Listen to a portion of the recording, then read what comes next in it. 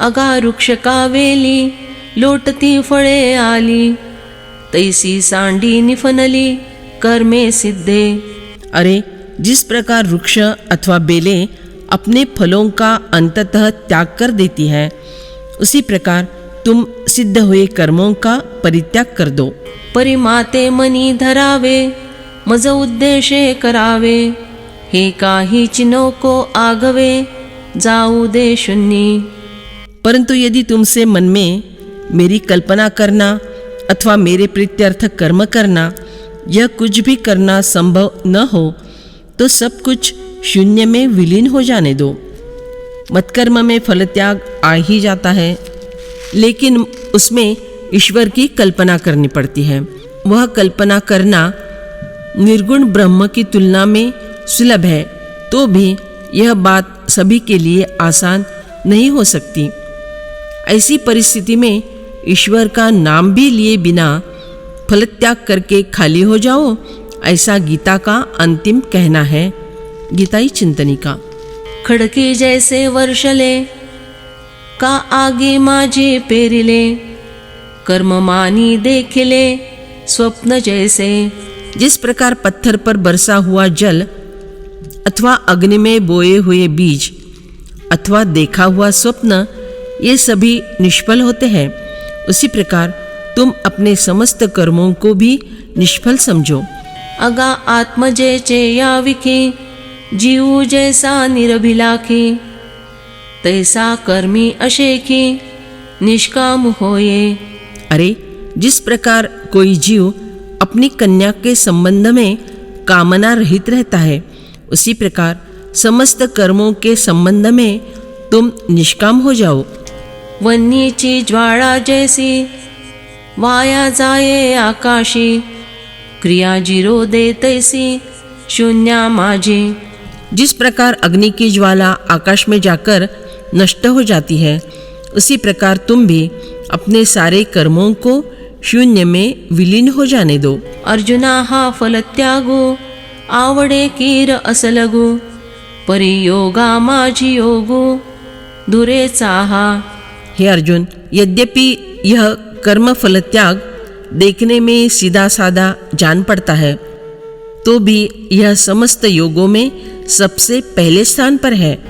येणे फळ त्यागे सांडे, ते कर्म न विरुडे, एकेच वेळे झाडे वांझे जैसी।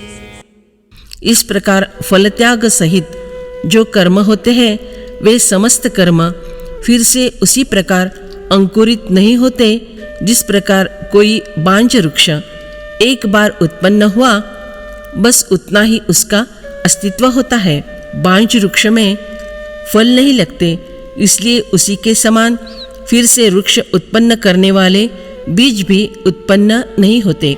तैसे येणेची शरीरे, शरीरा येणेची सरे, किंबहुना येर झारे, चिरा पडे। उसी प्रकार इसी शरीर रूपी साधन से फिर से शरीरधारी बनने की, फिर से जन्म पाने की क्रिया समाप्त हो जाती है। इसी शरीर से प्रारब्ध भोग भोगने पर वे समाप्त हो जाते हैं।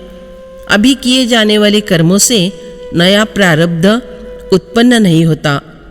इतना ही नहीं, बल्कि जन्म मृत्यु रूपी चक्र पर पत्थर गिरता है, चक्र समाप्त हो जाता है।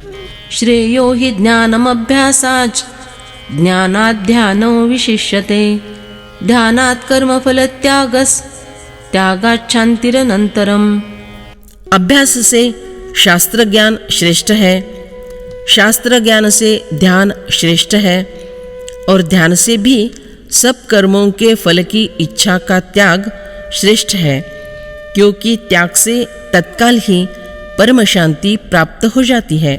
पै अभ्यासाच्या पाऊटी, टाकीजे ज्ञान किरीटी, ज्ञाने येई जे भेटी, ध्यानाची। हे अर्जुन, देखो, अभ्यास की सीढ़ियाँ चढ़कर ज्ञान प्राप्त कर लेना चाहिए। उस ज्ञान की साधना हो जाने पर ध्यान की भेंट हो जाती है। मग ध्याना सिखेव, देती आगवेची भाव, तेव्हा कर्म जात सर्व दूरी ठाके। फिर सभी भाव जब ध्यान से आलिंगन करने आते हैं तब सारे कर्म समुदाय व्यक्ति से दूर हो जाते हैं। कर्म जेथ दुरावे तेथ फळ त्याग संभवे, त्यागा तव आंगवे शांति सकळा। जहाँ कर्म दुराता है वहाँ कर्मफल त्याग स्वयं उत्पन्न होता है। त्याग से संपूर्ण शांति व्यक्ति के स्वाधीन हो जाती है। म्हणूनी पावावे या शांती हाची क्रमो सुभद्रापती, अभ्यासूची प्रस्तुति कारण येथ। हे अर्जुन, इसलिए शांति पाने का यही क्रम है। यहाँ प्रस्तुत प्रकरण में अभ्यास ही कारण है। अभ्यासाहुनी गहन पार्था मगते ज्ञान, ज्ञानापासौनी ध्यान विशेषिजे। हे अर्जुन, अभ्यास की अपेक्षा गहन ऐसा वह ज्ञान है और ज्ञान की अपेक्षा ध्यान श्रेष्ठ माना जाता है। मग कर्मफल त्यागू तो ध्यानापासौनी चांगू, ते आहुनी भोगू शांति सुखाचा। फिर ध्यान की अपेक्षा कर्मफल का त्याग श्रेष्ठ है, उसकी अपेक्षा शांति सुख का भोग श्रेष्ठ है। ऐसिया पाय वाटा इही पेणी सुभटा, शांतीचा माझी वटा टाकिला जेणे। हे अर्जुन, इसी डंडी के आधार से मुकाम करते करते जो आगे बढ़ते चला गया उसने शांति का मध्य हासिल कर लिया। अद्वेष्टा सर्वभूतानां मैत्र करुण एवच, निर्ममो निरहंकार समदुःख सुख क्षमी। सब प्राणियों में द्वेष भाव से रहित और मित्र भाव वाला तथा दयालु भी और ममता रहित, अहंकार रहित, सुख दुख की प्राप्ति में सम क्षमाशील है। जो सर्वभूतांच्या ठाई द्वेषाते नेणेची कही, ते या आप परू नाही चैतन्या जैसे। जिस प्रकार चैतन्य के पास यह अपना यह पराया इस प्रकार का कोई भेदभाव नहीं रहता, उसी तरह जो व्यक्ति सब प्राणी मात्र से द्वेष करना जानता ही नहीं। उत्तमाते धरिजे का अधमाते अवेरिजे, हे काहीची नेणिजे वसुधा जेवी। पृथ्वी यह बात बिल्कुल ही जानती नहीं कि जो उत्तम है उसे धारण कर लेना चाहिए अथवा जो नीच है उसे त्याग देना चाहिए। का रायाचे देह पाळू, रंकाचे परवते गाळू, हे न म्हणेची कृपाळू प्राणु पैगा। कृपालु प्राण भी यह नहीं जानता कि राजा की देह का पालन करना और रंक की देह दूर धकेल कर वर्ज करना चाहिए। का गायीची तृषा हरू, का व्याघ्रा विष हो उनी मारू, ऐसे नेणेची गा करू तोय जैसे। पानी भी यह नहीं जानता कि क्या मैं गौ की प्यास बुझाऊं और बाघ को विष बनकर मार डालूं। घरीच्या उजियेडू करावा, पारखे या आंधारू हो आवा, हे न म्हणेची पांडवा दीप जैसा। हे अर्जुन, दीपक यह कभी कहता नहीं कि घर वालों के लिए मैं उजाला करूंगा अथवा पराये लोगों के लिए अंधेरा हो जाए। ऐसी सर्वभूत मात्री एकपणे जे या मैत्री, तो कृपेची जगाधात्री आपण पाजो। इसी प्रकार जो व्यक्ति प्राणी मात्र को एक रूप समझकर उनके साथ मैत्री रखता है, स्नेह भाव अर्थात दूसरों को सुखी देखकर सुखी होना तथा दूसरों को सुख देने की वृत्ति, आत्मभाव के कारण जगत के लिए वह पालन करने वाली करुणा रूपी माता बन जाता है। दुखित जनों से करुणा भाव रखना तथा दूसरों का दुख निवारण करने की तड़प। आणि मी हे भाषणेणे माझे काहीची न म्हणे, सुख दुःख जाणणे नाही जेया। और उसे मैं यह शब्द ही मालूम नहीं रहता, वह यह भी कभी नहीं कहता यह कुछ मेरा है, जिसे सुख दुख का कभी भान ही नहीं होता।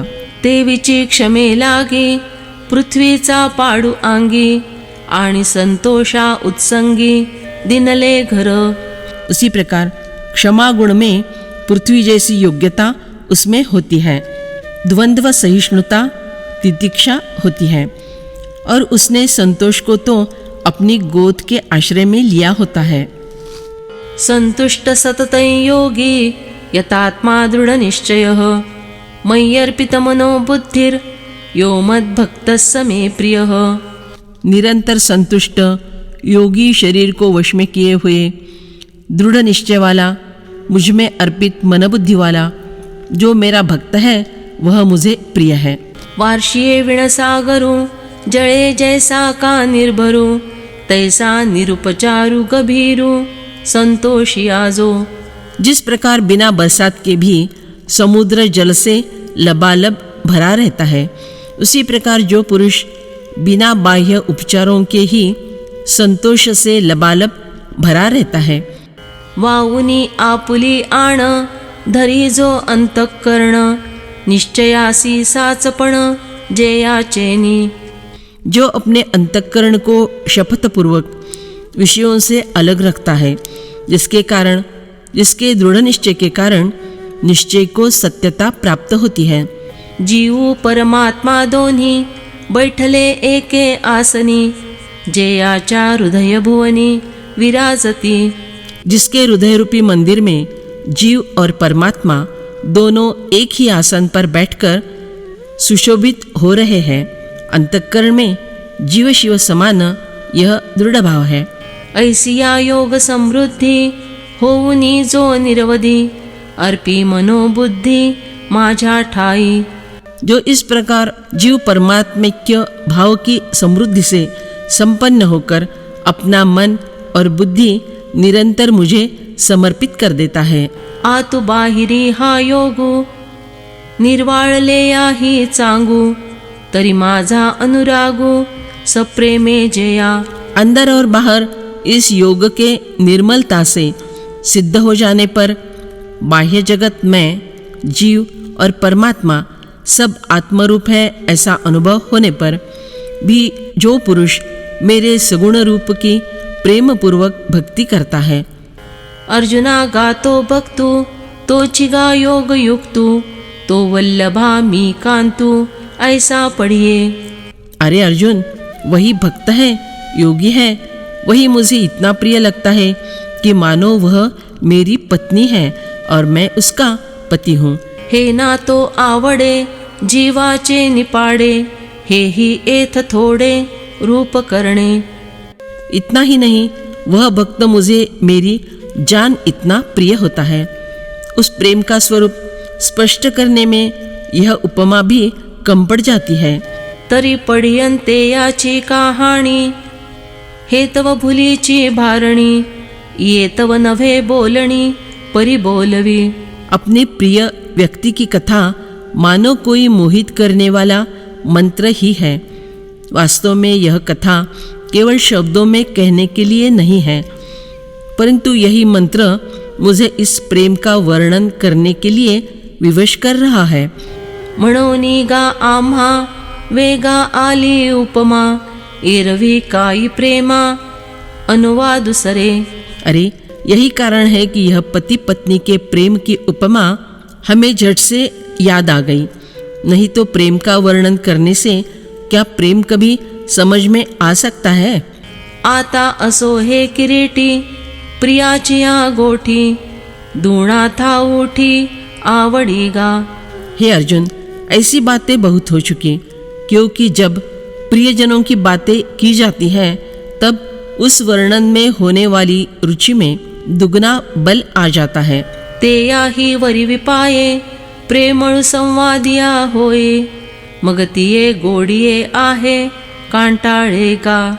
अरे तिस पर यदि संवाद करने वाला कोई प्रेमल भक्त हो तो फिर उस वर्णन की मिठास का क्या कहीं नापतोल हो सकता है। म्हणोनी गा पांडुसुता तुच प्रिय आणि श्रोता वरी प्रियाची वार्ता प्रसंगे आली। इसलिए हे अर्जुन, तुम ही मेरे अत्यंत प्रेमल प्रिय भक्त हो और तुम ही प्रेमल श्रोता भी हो, और फिर प्रसंगवश प्रेमल भक्त की कथा भी प्राप्त हुई है।